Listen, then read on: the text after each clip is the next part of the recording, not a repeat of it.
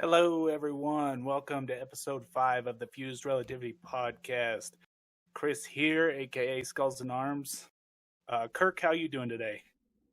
I am doing great, and just to let you know, I did change my name once again. I'm now Kirk Buckout at AOL.com, so nobody will recognize that. So once again, every show, every podcast, a new name, a new alias. So that's what the viewers expect. That's what they're going to get. That's what It's Chris nice wanted. to see. It's nice to see that you're one of a kind, Kirk. Nobody else in the world has an AOL.com anymore. And John, do you even remember how old are you, John? Like, like that Old name enough. Even... Oh yeah, to no. remember AOL? Okay, Yeah, good. I think one of my first email wasn't AOL, it was Netscape. Oh, jeez. Netscape, nice. Oh, not a plug for Dairy Queen, but I did have a Thin Mint Girl Scout cookie Blizzard, and it was amazing. So I'm not a part of Big Girl Scout cookie, but nobody's paying me to say this. It was delicious. So highly recommend it. Go get it. Well, I will say that the weather has been fantastic here the last couple of days. Seems like Mother Nature kind of flipped the switch from winter to spring. Yeah. Well, yeah, shorts, yay, shorts. It's nice to air stuff out again. I'm just tired of layering. I'm tired of the pile of jackets and flannels and thermals next to the. I want to put those away because I need more space. Well, in Colorado, we'll probably get one more snow, so don't put them all away yet. But you know, right? I'm not gonna burn them. Like I'm come from Arizona. I'm like, well, that's the end of the snow. That takes care of that. I'm gonna burn all of my winter clothes, and the next season, I'm like, damn it, I didn't see that coming. It's cyclical. It came again. Sure. Well, John, what you got going on? How's everything? It's going good. I've spent way too much time in Blender the last week. Dude, the new front animation was really cool again this week with the update. Oh yeah, stars in there. It got more. It looks like a snow-capped mountains or something. Like it was nice. That's exactly it. That's what I was going for. Kind of a I wanted more alien landscape, but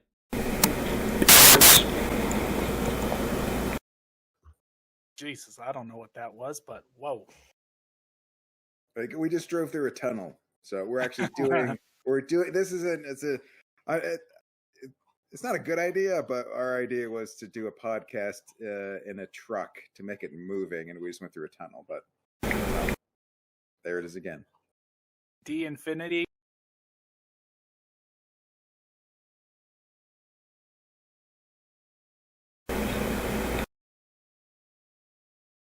Okay, well, it looks like we have some technical difficulties coming in from John at the moment.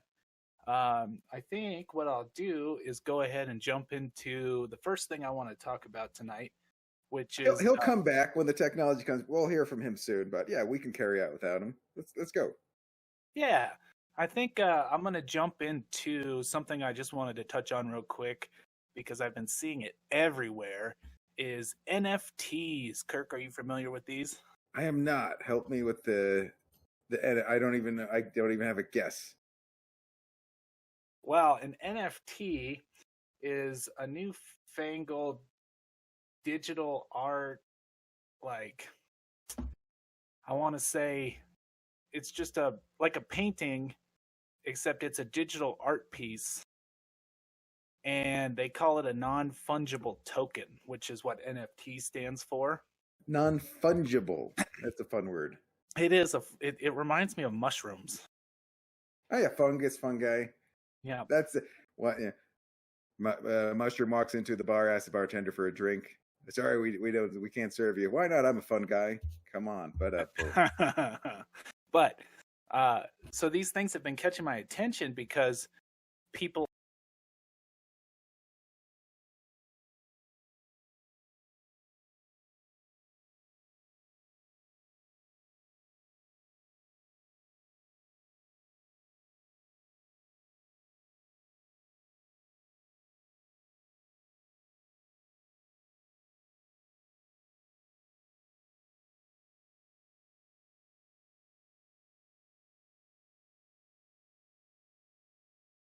screen that you're seeing right now, and we could turn that into an NFT essentially. And if you found someone who was like, man, that's really cool, I want to buy that, then you could sell it to them. And the thing is there's a lot of scrutiny over it because there's nothing keeping anybody from just copying the image and taking it. Well, yeah, like with digital music, and they can just take it and steal it. So I mean, I imagine it's the same thing, but more visual. Correct. And so what these people are actually buying is like the rights to the original. Even though people can copy it over and over again, people are buying it and saying, well, I've got the original. Like there's hundreds and thousands of copies of the Mona Lisa, but there's only one original. So they're saying that they have the original, but really they just have a file that people can copy.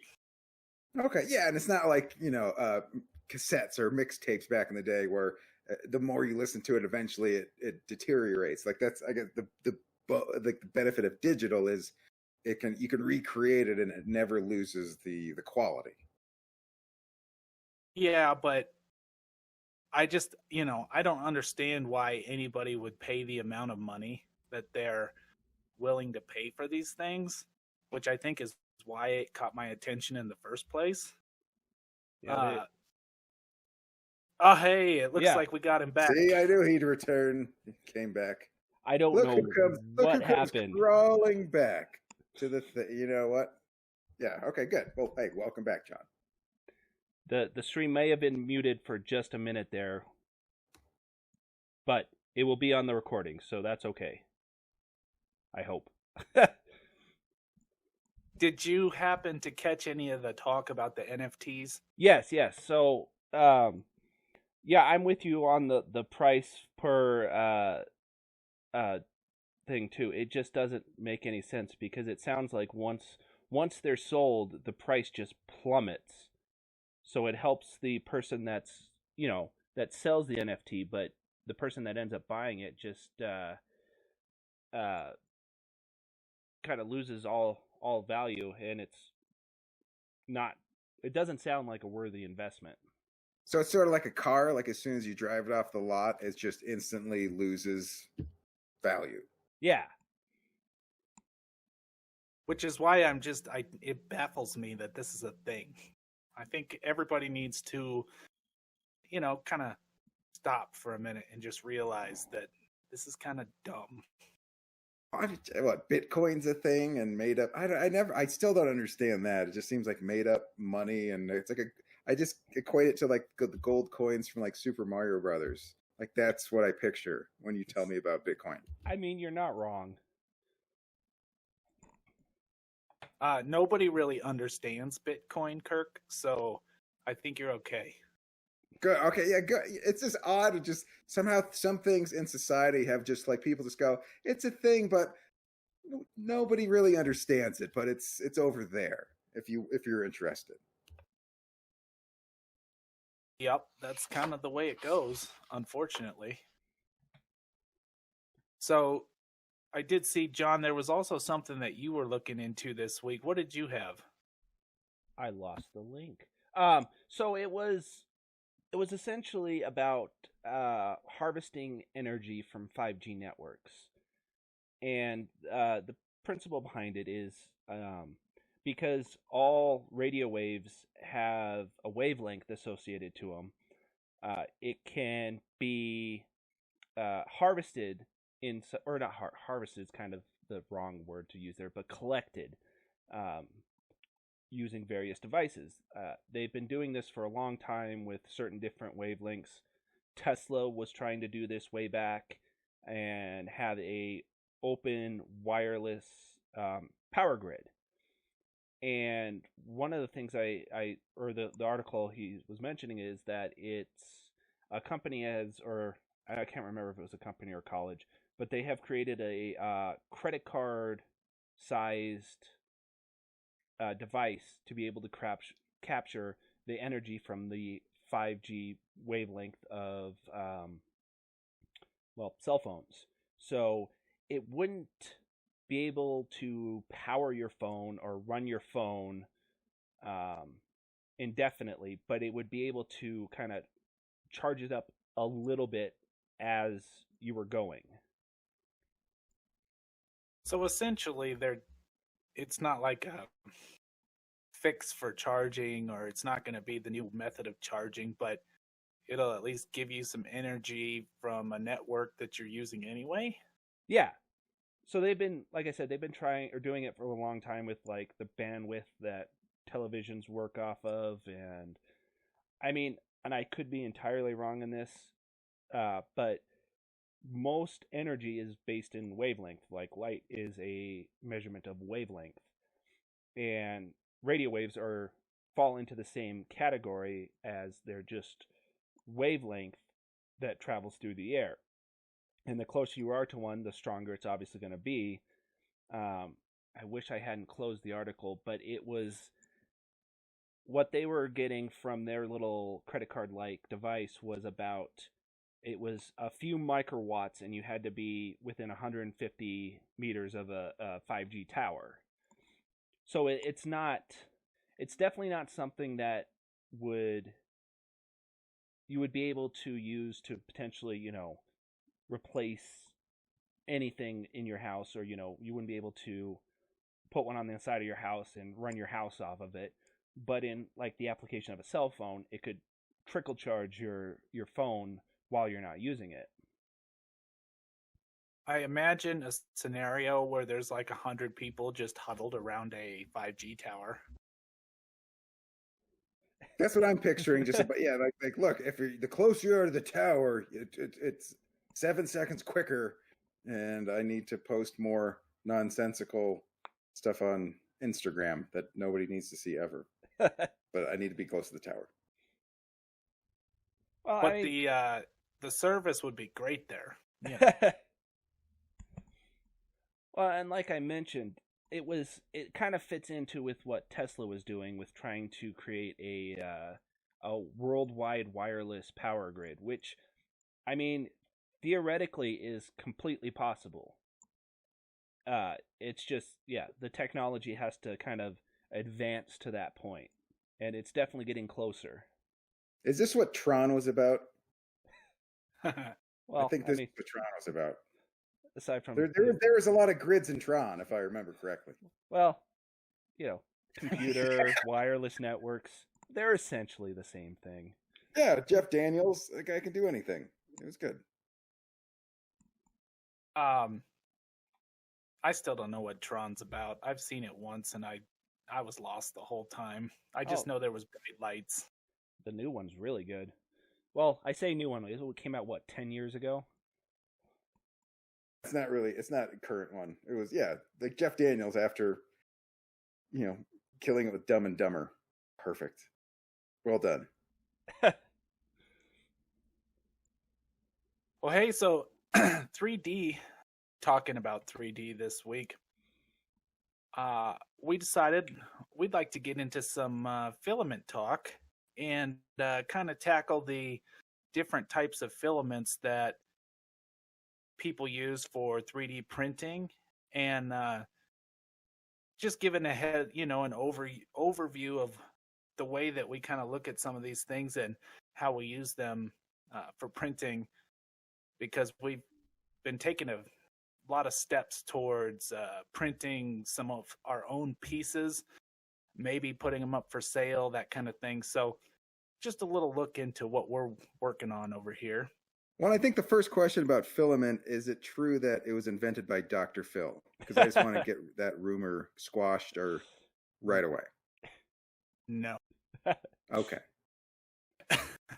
One word answer. That was moving. You know what? You could have elaborated, but no was sufficient. That was, that was good. So the first filament that I think we should talk about, and I'll just put it out there, that filament is what gets fed into the printer, which gets laid down and creates the 3D print. Most of them are some sort of plastic, and for the one that you'll most commonly see is called PLA. PLA is what most people will start with. It is the easiest to use in theory. I mean, people can argue, but that's currently what I have loaded in my printer. It's cheap. It doesn't emit any kind of toxic fumes. Unlike you. Hey, come on. Come on. So it's a complete opposite of Chris, essentially. And for those wondering, PLA is polylactic acid. And that's what that's what comes out of the extruder, correct? Yes. Correct. Okay. One of the reasons that we like PLA is because it doesn't have any toxic fumes, and it melts at a lower heat. You don't have to have your extruder nearly as high. So PLA generally sits at an extruder range of like 200 to 220 degrees Celsius. And it's very reliable. It doesn't generally adhere to the build plate. It can, where you would use your glue and hairspray, but overall, it's just a really good filament. It gives a quality print, and the detail is better on the PLA than some of the other filaments. So, and that would be the one you'd recommend for people new to 3D printing. It's just a good, solid, basic, nothing fancy, but it just works. Yeah, yes. that would be the beginning recommendation for anybody getting started. I'd say start with PLA because it's going to give you the best chance of success. Well, and for the longest time, it was the #1 printed filament. Yeah, and a lot of people are starting to switch based off of what kind of project they're working on. One of the other filaments is ABS, and ABS is another thermoplastic, just like the PLA. And by thermoplastic, we mean it's a meltable plastic, basically. And ABS stands for, I'm going to butcher this, but it's acrylonitrile butadiene styrene. Okay. I'll agree with you. That's probably completely wrong, but, you know. You said it incorrectly, but I'm not going to say it correctly because I don't know how to do that. So anyway, but it also spells abs, which so you got to do some crunches if you're going to buy this product. So this one is actually pretty well known in the industry, especially for injection molding. Like for Legos, they use it, that type of plastic for making Legos. That's more of a commercial, Legos. They got their stuff figured out. But one thing that I don't like so much about the ABS is the temperature needed to get the extrusion. The standard range is 230 to 260 degrees, which is pretty hot for a standard 3D printer that you would find it in your house. When you guys are actually next to your printer, like, because the temperatures you're saying are so hot, do you actually feel like the heat coming off of the machine, or do they have that protected and blocked so you don't?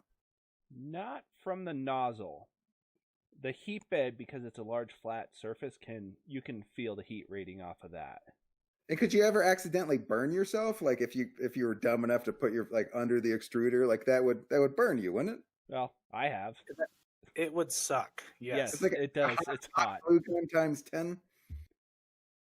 It's like it would be like sticking your hand in an oven. I was going to say, it's like an oven burn, like accidentally touching your arm to the oven when you're trying to pull something out.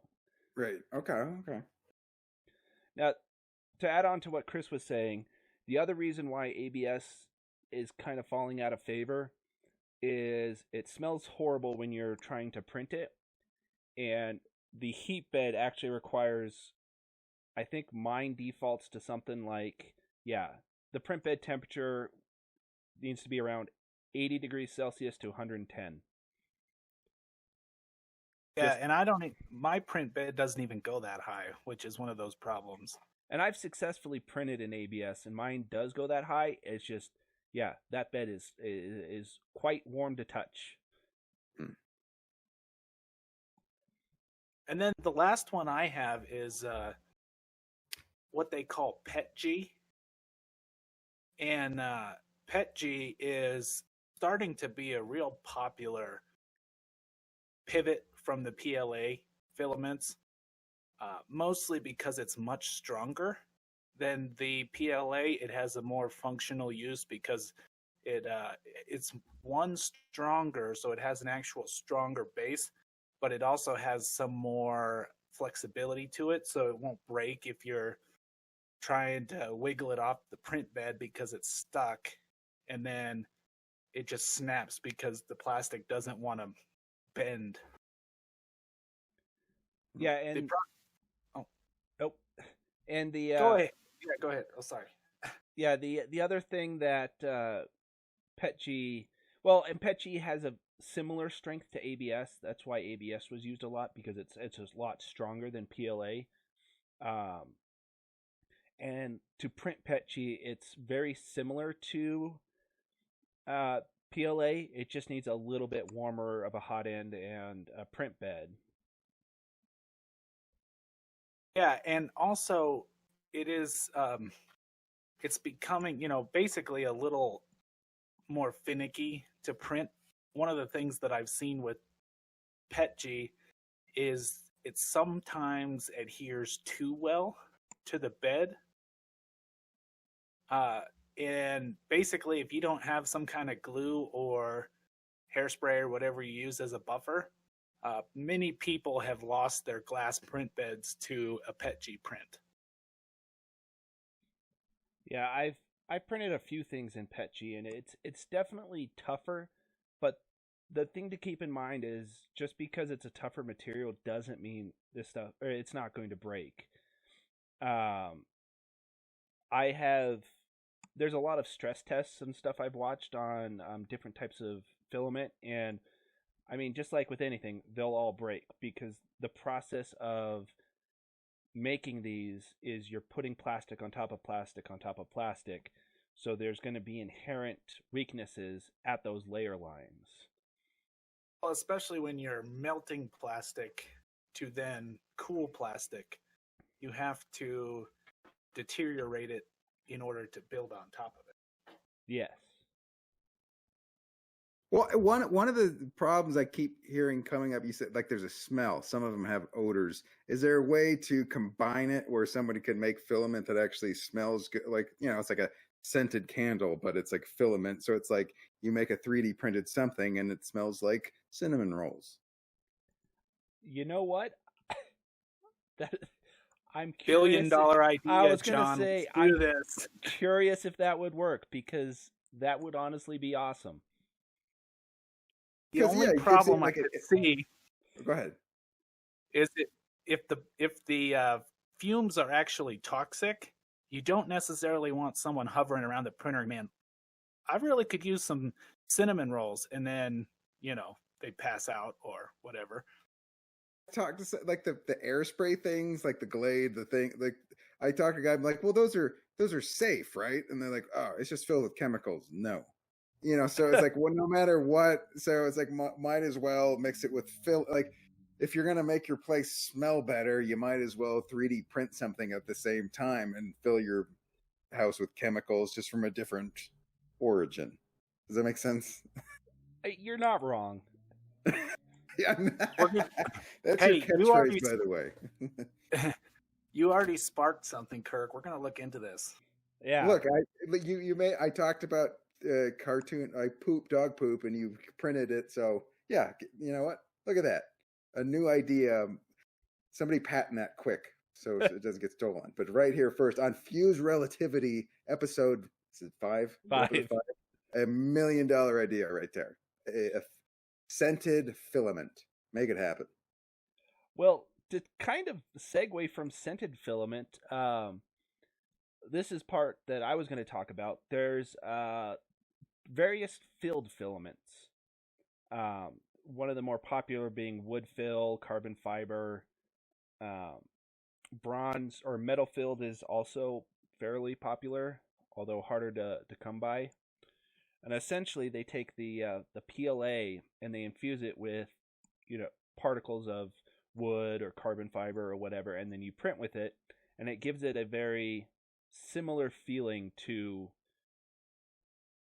let's say you're using the wood filament, you would be able to potentially sand it like you would an actual piece of wood.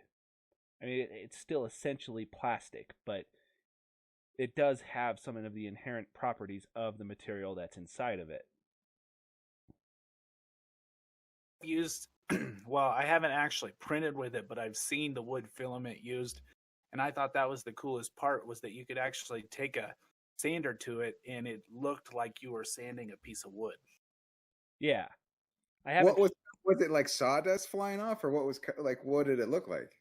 Well, in essence, that's what the wood fill is it's plastic with sawdust in it.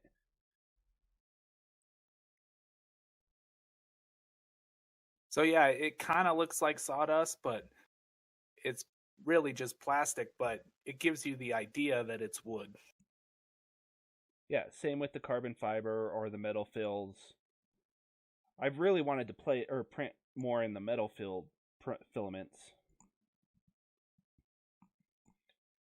The downside to them is that what would be the benefit of something that looks like wood that's not? You know what I mean? Like trick your friend into using kindling. That's just gonna, I guess, just decorative. Like, or what would the purpose be? Well, and like with the wood fill, you could potentially stain it to get the desired texture that you would like. The metal fill ones, I'll give an example.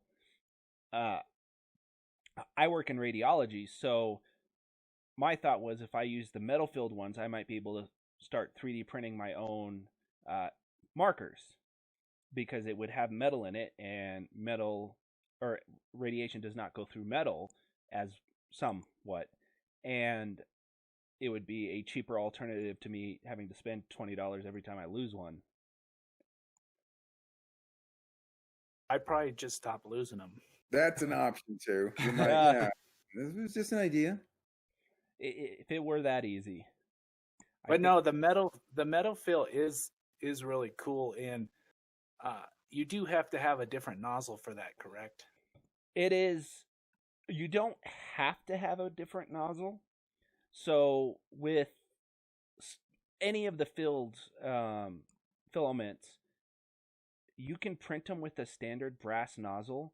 The problem is that because they're filled with material, as they're printed, they will actually eat away the brass nozzle. And especially with, like, if you're trying to print, let's say, steel-filled PLA, steel is obviously harder than bronze, and as that plastic's getting pushed through, it's just going to abrade away the nozzle. So ideally, you would have a hardened steel nozzle, but that brings other challenges to printing that are beneficial for when you're trying to print that stuff, but not so much when you're just trying to print normal things, if my understanding's correct.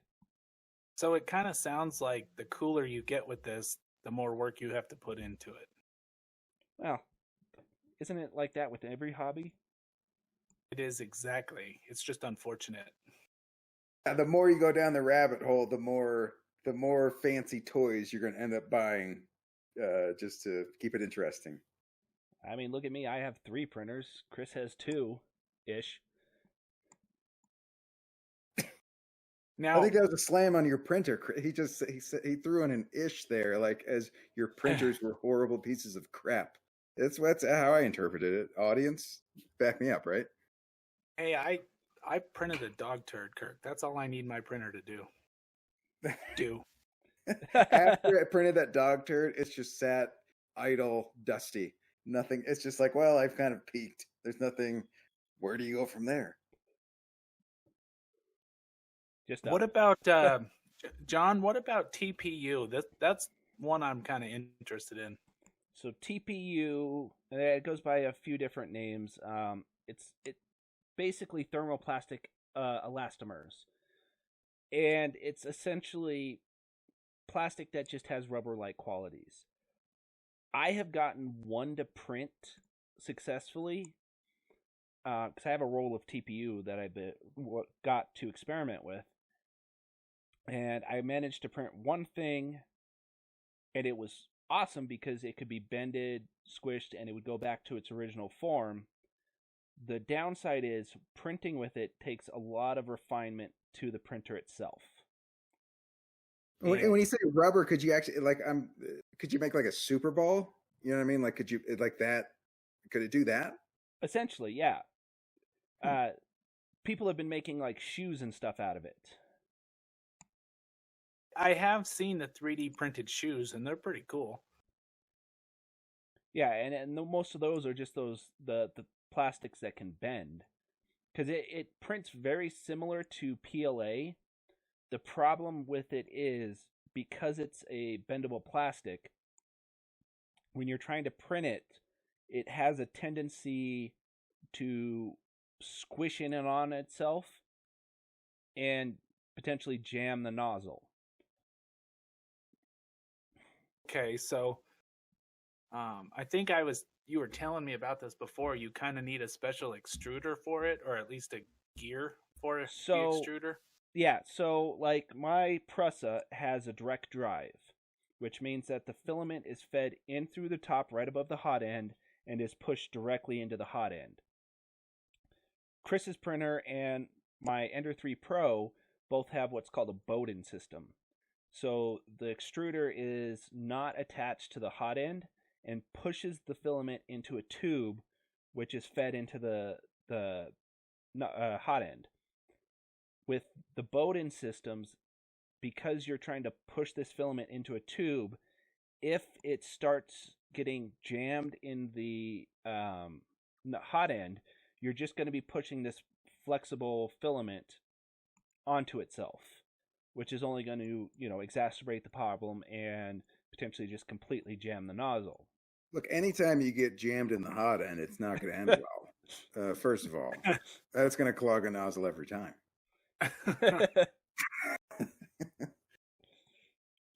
Well, coming from someone who has struggled with some nozzle clog problems and some really failed prints, 19-hour print that failed about halfway through, I'm not going to mess with it for now just because I don't want to go through that headache again.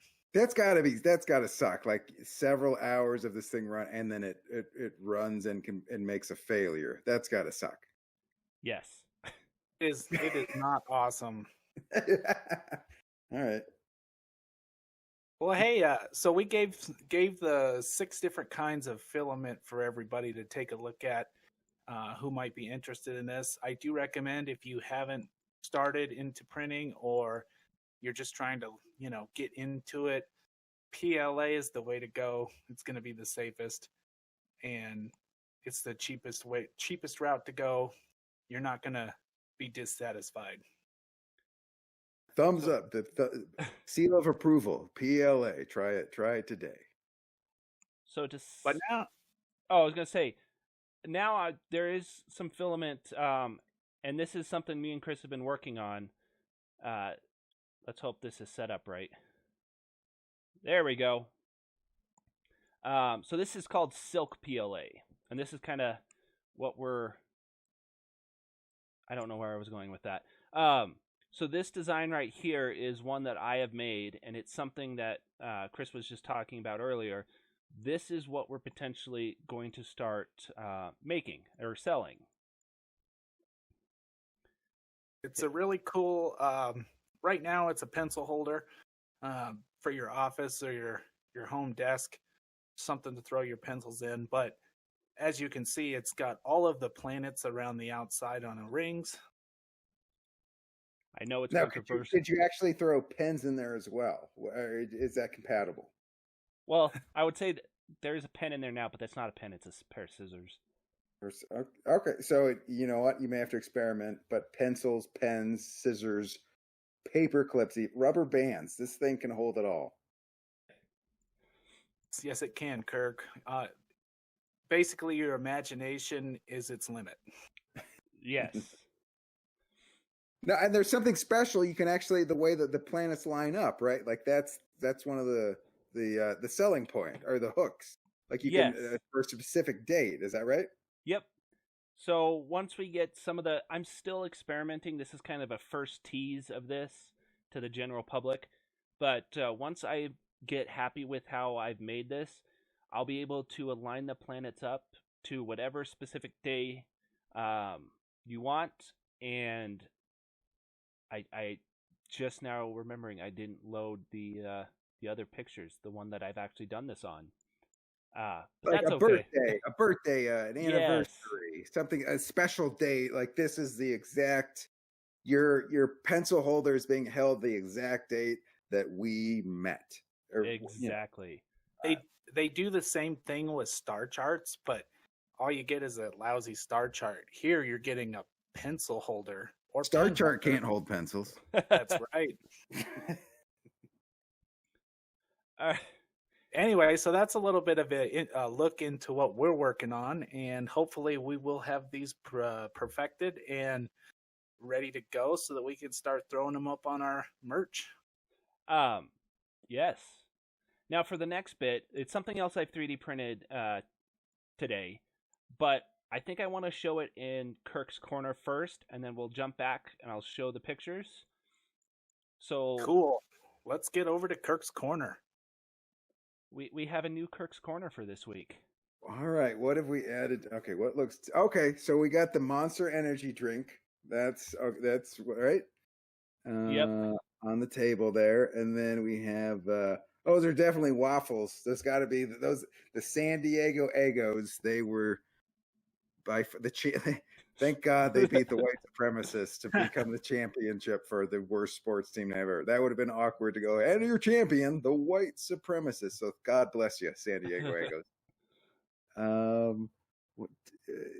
Is that it? I'm going to go with that is an upgraded, much better Tinkercad. Is that Yes. it? It looks like it's got antlers or something. Like an angry Tinkercad. It's going to gore you. Those are robotic arms, it looks like, holding a hammer and a screwdriver. Not great, mind you, but at least a very step up from the demonic squirrel holding a hammer. I agree. That one's much nicer. How many times can we have one conversation where we don't have demonic squirrel? Can we just one? I'm tired of it. It's just no. That would be nice, but then. Oh wow! Look at that. That's what the hell a Tinkercad is. Yes. There, we have finally let you know, Kirk. Thank you. This it makes it so clear now. I was confused, and I am no longer. So I took a few vanity shots, but yes, I managed to 3D print the model that I made to upgrade the Tinkercad. Now, make this. Or is there a way to paint it or something, to color it, or is this the end of it? No, this is absolutely can be painted. And then I have an actual cat. Oh, yeah, next to my actual cat. He doesn't look happy. The actual cat looks upset with like this. You think you're better than me? Like that is an unhappy, annoyed looking cat. You're not wrong. For someone who is always trying to eat my plastic, yes, he's annoyed. I don't know what it is, but he seems to try and him and the other cat I have try and get into my box of scraps, the printed scraps that I have. Probably because it smells like corn. Probably. That's what it's made out of. Well, Kirk, John, that's really cool. Yeah. I would like one of those Tinkercads, please. So if you could print me one and send it, that would be awesome. Yes, I can print both of you one. And Kirk, let's hear what you got in your corner this week. We've had themes in the past Kirk's Corner. I thought I'd a little more random, sort of just brain bits. Here's just bits of my brains of what I think, just random thoughts. They weren't really connected with anything. But if you guys want to chime in, feel free to jump in, or maybe wait to the end and then pick your favorite. But here's just a couple, 5 or 6 random thoughts for Kirk's Corner. The first one, do you ever think the Statue of Liberty and the Jolly Green Giant hooked up? I mean, seriously, it seems they seem like a perfect match. So if you guys want to digest that, if you guys want to chime in, but we can save that. Or, old MacDonald was so old he could only remember 3 of the vowels. That's not healthy. That's not. It was E-I-E-I-O. None of the rest. I think he was senile. Another one. Once a politician states that they are for waffles, they can never change their mind. That ties in with the waffle. Okay, you guys not so much. Okay, a couple more. What else do I got? You know who misses the Confederate statues the most? Pigeons. If the answer to your hot button issue is pigeons, maybe it's not that important. Let's see. Okay, here we go. This is a little musical. Here we go. Star Wars. Huh. What are they good for? Absolutely nothing, except the original 3. Say it again. No, already did. Okay. So that's musical. And then in the musical vein, have you guys seen these new drum machines? Drum machines have become so lifelike. When they aren't drumming, they're out delivering pizzas.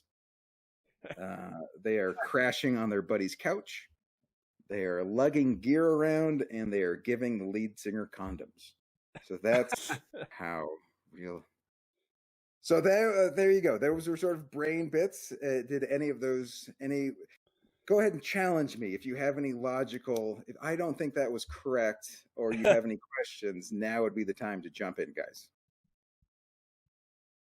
Well, I do believe pigeons will miss the statues. I mean, they're their favorite. Where else do pigeons go? Tall buildings, trees, lampposts. Above my car in the parking lot. Saying is that they're going to make do. They're going to be fine. So even without those statues, pigeons they're going to evolve. They're going to figure it out. Yes. It was quite the insight into Kirk's brain this week, and I did like the musical number. It was a nice touch. Did you like the Star Wars? I mean, come on. What is it good for? And I am going to throw this out there just because we had a chat member chime in and respond to the Statue of Liberty and the Green Giant and say, and that's how the Hulk was born. Yes. Okay, there you go. They had a love child named the Hulk. You wouldn't like him when he's angry. And eat your damn vegetables. Exactly. Yeah. Listen to Sprout. Eat your vegetables. Right.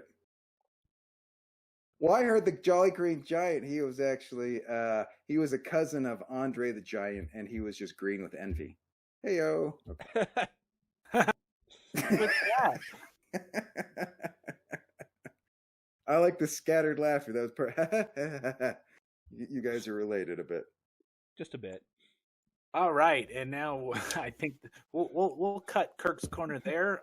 We're gonna save some of his brain for later episodes. Okay, how about the waffles too? Come on, the tie-in with the waffle. That was nice. Seriously, it was nice, Kirk. Everybody likes waffles. Okay, what else is going on? What are we moving to next? Is it the? We're talking about space. Okay, go ahead. John, what you got with SpaceX this week? So they tried to launch SN11, and what happened was it was foggy as hell, and no one exactly knows what happens, but it blew up, and most people believe it blew up above the launch pad. I haven't really been paying attention too much, but I still don't know if they've released exactly why they did it, other than possibly that it was off course and they didn't want it to land somewhere where it didn't, so they just popped it a little bit higher up. Could have been. I do remember seeing an article that said it did reach nominal flight height. Yes. And I think the leading thought is that there was problems with the engines when it was trying to relight. So it was like a they did it on purpose. It was like almost like a Yes. self-destruct. They did okay. Yeah, all of those test flights have self-destructs on them. And if the computer decides it doesn't like what's happening, it pops the cork and there goes the rocket. Wish I had that at my SATs. Yee. But Elon tweeted out shortly after that SN15, which is the next one that's going to go on the launch pad, should be on the launch pad. He said in a few days. Obviously, it'll probably be on the launch pad next week. And that one has a ton of changes to the Starship itself that we don't know about. So hopefully that will be the first in the line that actually lands correctly. And maybe we'll get to see it and it won't be foggy. I did see an article today that said the SN15 was fully stacked now. Yes, I think it fully stacked yesterday. All right, let's get our minds out of the gutter. Come on, seriously, guys. Really, you're ogling. Don't stop ogling the robot, the rocket. But it's I was gonna say it's a rocket.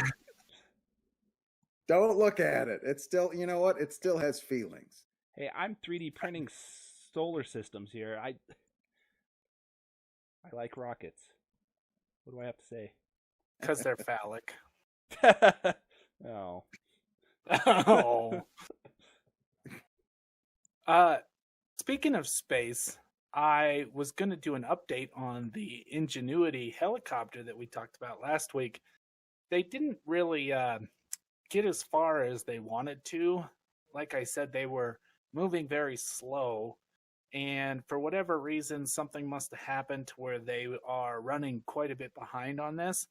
But they do have the legs completely unfolded, and it is ready to drop onto the surface. They have not done it, and they haven't announced when they're going to drop the rover or helicopter onto Mars. But they said that the date of initial flight has been pushed back by a couple of days. So they said maybe the 11th would now be the first day that we would see the helicopter actually fly. Can't wait for that. Can we call it a whirly bird? It's more fun. Helicopter. Call it a whirly bird. I do wish we were still calling helicopters whirly birds. It is a much better name. That's it. That might bring the country together. Just a little silliness. In fact, I haven't heard that word in a long time. And you gotta say it sort of. It's always Canadian. It's a whirly bird. It wasn't Canadian. It was.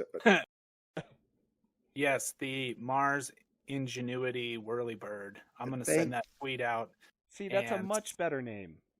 See what the scientific community is going to thank us. It's all about marketing for the science people, and whirlybird is going to take off. Well, they'll probably get a few more views on Twitter, at least. Right. And I'm going to go on a soapbox real quick, something I haven't really done, but you never wash anything. Sorry, it was touche, Kirk.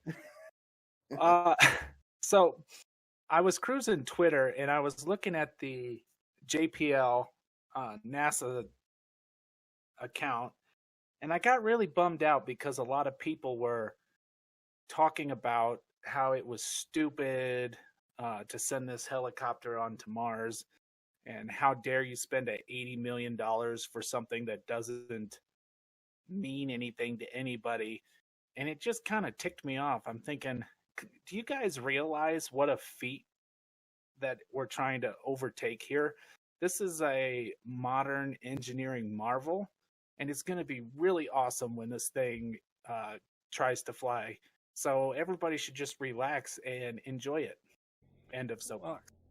And to top it off, 80, what did you say, 80 million or 80 million, yeah.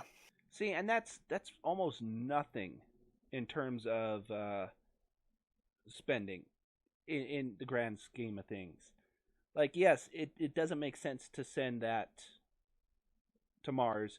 Like if you were looking at it from a pure perspective, you know, the amount of scientific research or data that's going to come back is well worth beyond 80 million. Right, just I mean the internet, the technology, computers, like every advance leads to a modern convenience that helps everybody. And let me get on my soapbox for a little bit and go, everyone, please send a box of soap to Chris. He doesn't know what to do with it, but if we just pummel him with it, he might break down and bathe. Okay, probably not. But also, I was gonna throw out this one little interesting piece too that maybe other people knew. I didn't know this, and it blew my mind a little bit. The rover that they sent up, the Perseverance rover that is housing this helicopter, I didn't know that is the size of a small SUV. Oh yeah, it looks tiny when you're looking at it in comparison, but when you look at how big this thing is, it is massive. Same with the helicopter. The helicopter looks tiny, like a little one that you could set on your desk, but that thing is, you know, a decent size for what it is. So the rover's like the size of like an Escalade, so it's like pimped out? Yes. Okay. Maybe not an Escalade, more like, I don't know, Escape. But, you know, we're talking a small SUV. Escalade would be the big pimped out one. I don't think that it's that cool. It's not rolling on 20s, but just the thought that it's that big. Yeah, with no spinners on the Perseverance. But I think just the fact that it's that big was really kind of cool. Yes, and it'll be very interesting if SpaceX takes stuff in the Starship, because in theory the Starship could take, you know, something the size of an actual Escalade to Mars. Yeah, well, if you know, it'll probably be I was gonna say it's probably going to be an electric truck. Yeah, a Cybertruck. If Musk has his way, that'll be the next thing on Mars, and the windows won't be shattered. We know that. I don't. Does Kirk get that reference? Just in case Musk did a show off of his new Cybertruck design, said that the windows couldn't be broken, and the first guy broke it. I missed that. What he just like hit it like with a hammer, or was it a rock? Yeah. No, they were throwing steel balls at it, and he was like, "Go ahead, throw the steel ball at it." And he throws it, and it just crashes through the window. And he was just like, "Oh man!" All right. Well, I think the lesson learned is never annoy someone so much where they throw a steel ball at the wind, and then you're fine. So just don't antagonize people with steel balls. You're okay. Yeah, generally, probably a good plan. Well, why would you do that? It just, you know what, that guy, the guy with the machete, I'm gonna go annoy him. No, I don't do that. Well, this is the point in the podcast where we normally switch over to our Reddit React section, but we decided that we're going to try and save that for the after show, and anybody who wants to join us for the Reddit React and looking at some of the 3D prints can do so. And in place of that, we're going to go... That makes it like the cool after party, by the way. It makes it kind of the cool club afterwards. Like, hey, after the show, come by the after party to hear what we really think. Clever. No? Yeah. And in place of the Reddit React, we are going to go a little off topic. Yeah, so perfect. You pulled it up. So if you can see it, there's a video. I saw it was from 60 Minutes. There's a company in Boston, and they are making dancing robots. So if you can play it, look at this. This is what scientists are doing. You know what I mean? Like, cancer, blah, blah, blah. No, like robots, they need to dance. In fairness, the company is not making dancing robots. They just got their robots to dance. That's to me. Here's the slippery slope, and maybe it's not a slippery slope, but it's definitely a downhill trajectory. Once you teach the robots to dance, then they're going to learn to lap dance, and then with the generation being hooked with their computers, essentially they're going to install an ATM machine, and it's just going to be a vicious cycle. Like you're going to take money out of the ATM, you're going to get money, and then give it right back to the robot for the robot lap dance. That's what thoughts. How can we stop the stripper robots from just stealing our money? He says that as the ostrich-looking thing comes out. I mean, first of all, that and and also they taught him to dance. They taught him to dance. They're doing the mashed potato. Why not the robot? For God's sakes, it's right in front of you. You're going to make robots dance, and you're going to not do the robot. It just seems insulting. Their heritage. It's not in their contract says no robot, Kirk. It's okay. They specifically, it was a robot request. Okay. Yeah, and sorry to tack on to this. Yeah, the company is Boston Dynamics, and they're one of the leaders in automation when it comes to robots. And well, here's one good. Here's what I think is going to happen. Robot dancing will lead to all dances at weddings being women with robots. I think that's if they can automate our jobs away, they can automate the annoyance of having to dance at weddings. That would be awesome. Serious? Come on. Don't you like, oh, honey, let's go dance. Hold on a sec. And then they go have fun. And then you get to sit at the bar. It's a win-win-win-win-win. Like, tell me what's wrong with this. That's the thing. If they can steal our jobs, they can take some of our annoying chores away as well. Well, and this is going to we're going to talk about this next podcast just as a little a teaser. But yeah, we want to kind of debate about automation because that's essentially what Boston Dynamics is trying to do is automate what they can. That's perfect. I had one more quick thing about because I was actually watching a documentary called Footloose. Have you guys seen it? Basically, I didn't watch the whole thing, but I have to say, if robots start dancing, basically those robots are going to be so enthralled with music that they're going to quit their factory jobs and they're going to start a Springsteen cover band. And then we're going to fall behind the trade war even further. And then, robots, they're born to run down Thunder Road. It's just going to it's going to end poorly with these.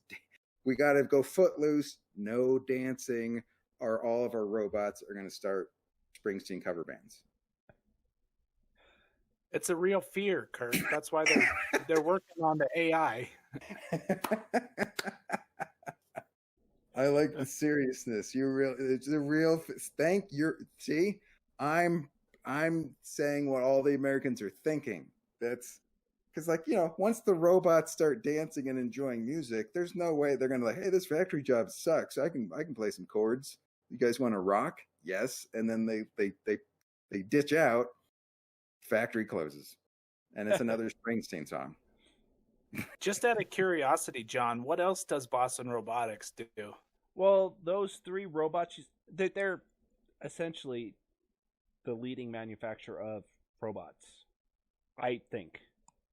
And yeah, they've been coming out with a lot of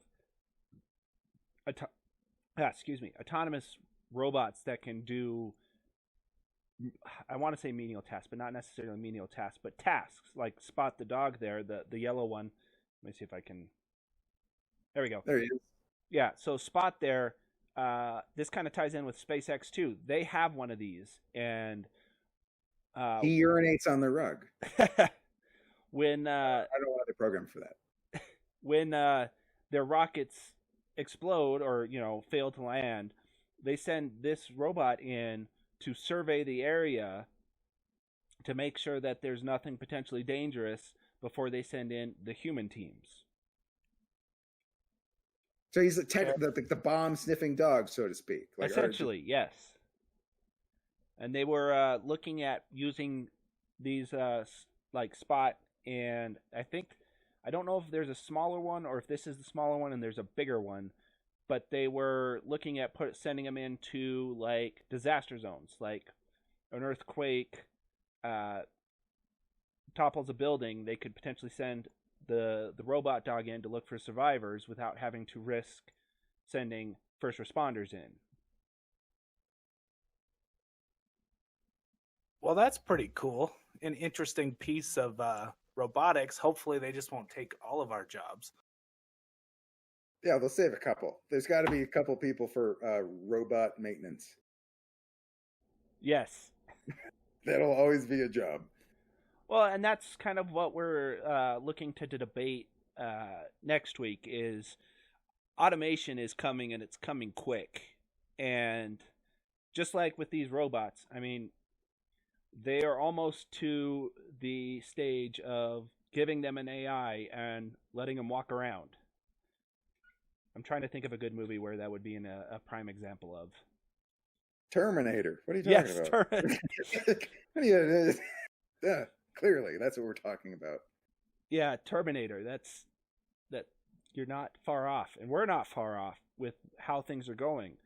I mean, the biggest limiting factor right now is power, because like with any of these, they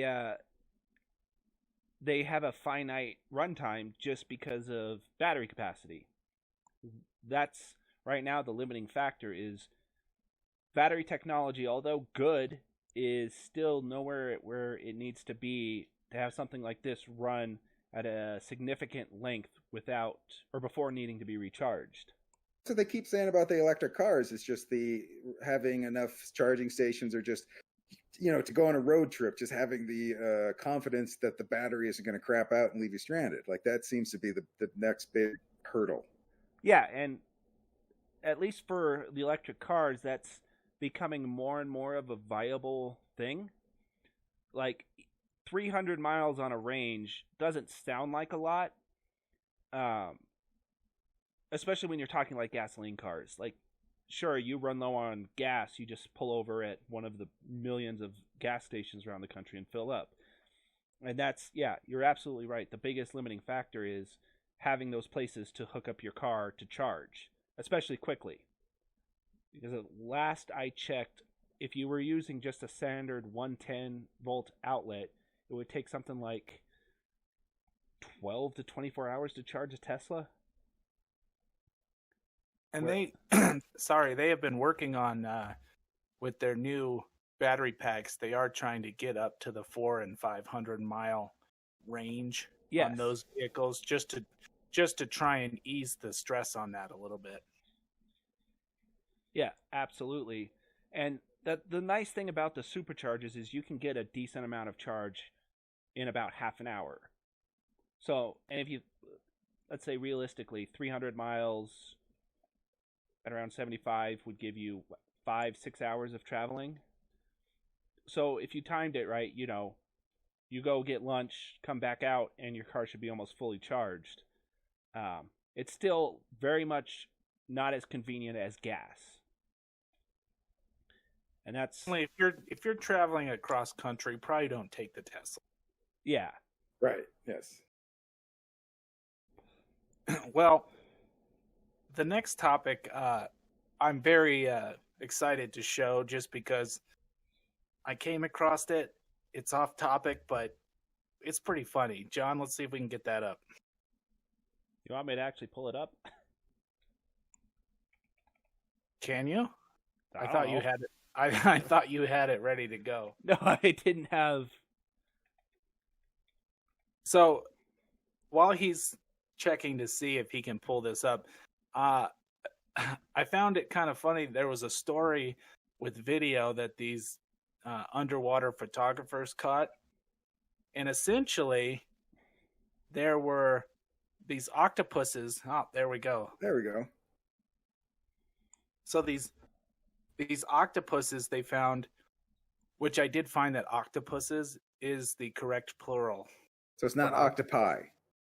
Octopi is accepted, but technically the actual plural is octopuses. And so apparently these kind of D-bag octopus just randomly punch these fish, and they're not really sure why. But I thought it was kind of funny. It's like, hey, get out of here. I'm going to punch you in the face. Yeah. Well, in defense of the octopus, all those fish, they were real pricks.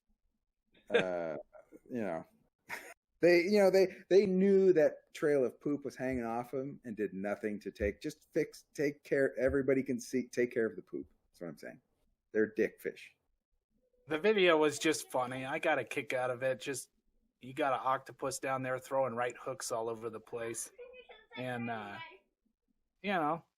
just something else. I mean, most octopuses seem like they're angry and mean people.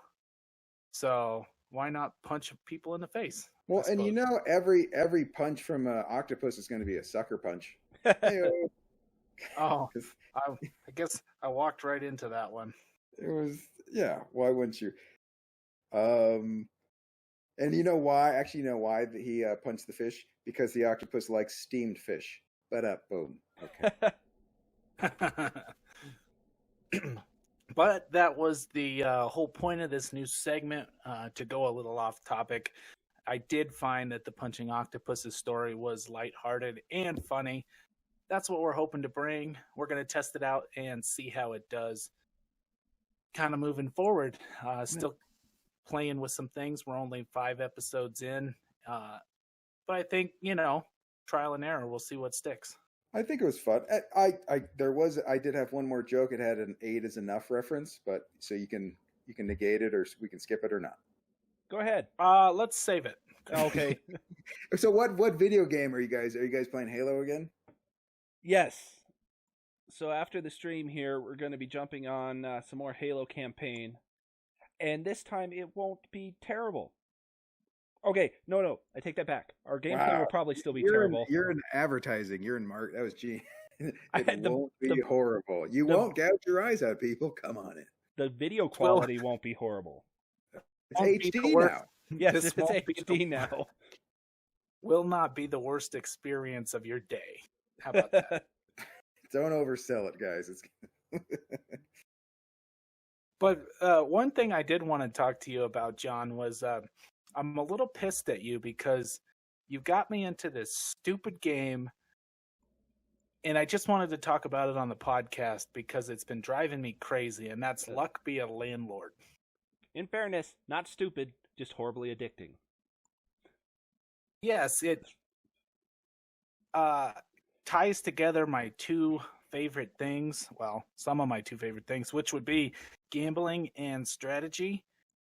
And I don't really care for that. I've been having a ton of fun. I almost had 2 good runs tonight before the stream started. So so you just evict people? That seems kind of like a dick video game. It's the opposite. You're trying to not get evicted by playing a slot machine. You have to use a slot machine to pay your rent. That's how you pay your rent. And then as you play the game, you add symbols to your slot machine and you try and get the symbols to work together to give you more money to pay your rent. But the douchebag landlord keeps raising the rent every month to be like double. So it's a real pain in the ass. So hey, America, if you want to stay in your apartment, gamble. Yes. But I've been playing it a bunch. It is a very fun game. So far, I haven't, done everything that I should be doing to win, but I did get to apartment level 2. So win-win for me. I think I'm on apartment level 6. See, I am not as good at games as you are. Oh, wow. Well, did you guys get that clog fixed too? Well, and not promising anything, but there's a chance I might stream it tomorrow, and we'll see if Chris will join later on in the afternoon. Hey, maybe we'll get Kirk on too. He can throw his 2 cents in on that game. Oh, I hope there's a tenant meeting. That'll be nice. But yeah, that was just a game that we got into this last week, or at least John got me into this last week, and I thought we'd share it on the podcast just in case anybody likes to play games on the computer. You can pick it up on Steam, and it is incredibly addicting. So if you don't have a lot of time to throw into it, don't buy it. What a great advertisement. Truth in advertising. That is correct. So, well, I think that will wrap up our show for this week. I do hope everybody enjoyed it. We're trying some new things, but hopefully it was entertaining. And I'm Chris. I'm John. And I am Kirk Buckout at AOL.com. Hey.